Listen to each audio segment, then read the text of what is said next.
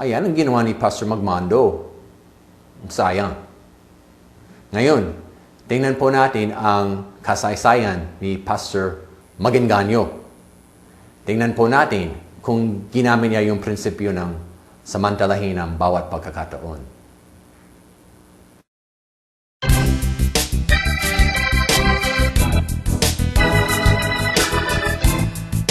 Magaling! Salamat sa Panginoon! Napakaganda ng ideya mo, Charles. Butit nakita mo yan.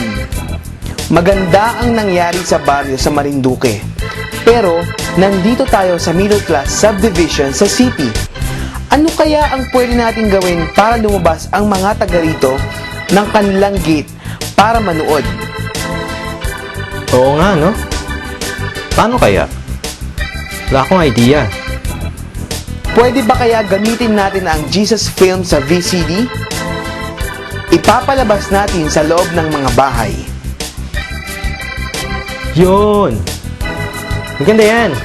Bahala ako, Pastor. Ako ang sasagot sa mga VCDs. Mga originals pa, pati VCD players. Maraming salamat, Charles! Alam mo, Charles, gumagawa tayo ng extended family evangelism.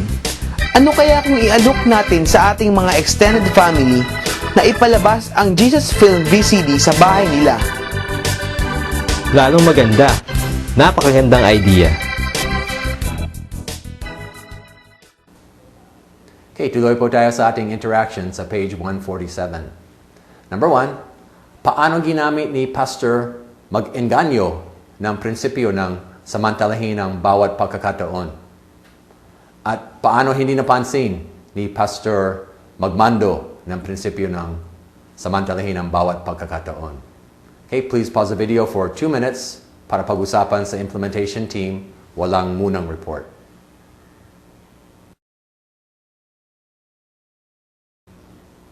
Okay, tuloy po tayo sa ating action plan kung paano gagamitin ito ang prinsipyo sa church talaga. So, dyan sa page 147, meron discussion guide. Pag-usapan sa inyong team, 5 minutes na lang po. Kulang talaga, bitin. Pero at least magsimula na. So, please pause the video for 5 minutes. Okay, tuloy sa reports. Sa inyong church, ano ang isang action na gagawin ninyo para gamitin itong prinsipyo samantalahin ang bawat pagkakataon? Hihilingin ko po na may isang church lang na volunteer, mag-report, 1 minute na lang po. Please pause the video.